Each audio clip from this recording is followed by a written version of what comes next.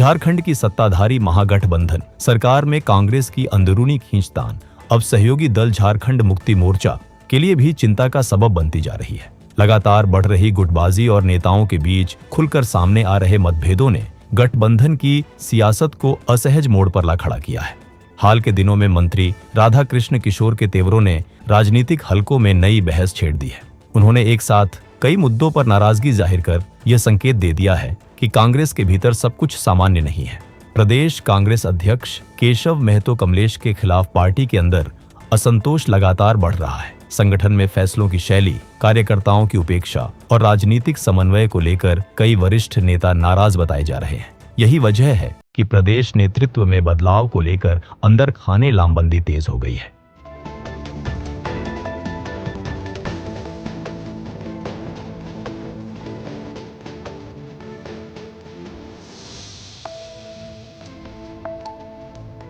कांग्रेस के कुछ नेता मानते हैं कि मौजूदा परिस्थितियों में संगठन को संभालने के लिए नए नेतृत्व की जरूरत है।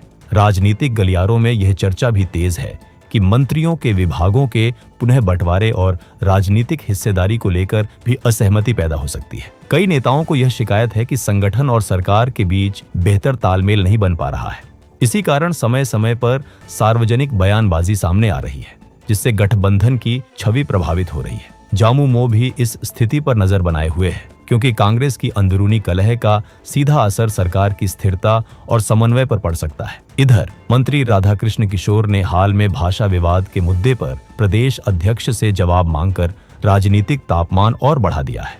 वे इस निमित्त गठित मंत्रियों के समूह में शामिल हैं। इसका हवाला देते हुए उन्होंने प्रदेश कांग्रेस अध्यक्ष से पार्टी का आधिकारिक पक्ष बताने को कहा है। जिस तरह सार्वजनिक रूप से प्रदेश अध्यक्ष पर सवाल खड़े हो रहे हैं, उससे यह स्पष्ट संकेत गया कि पार्टी के भीतर संवाद और भरोसे का संकट गहराता जा रहा है। कांग्रेस जल्द ही अंदरूनी मतभेदों को नियंत्रित नहीं करती है तो इसका असर आगामी राजनीतिक रणनीतियों और गठबंधन की मजबूती पर पड़ सकता है।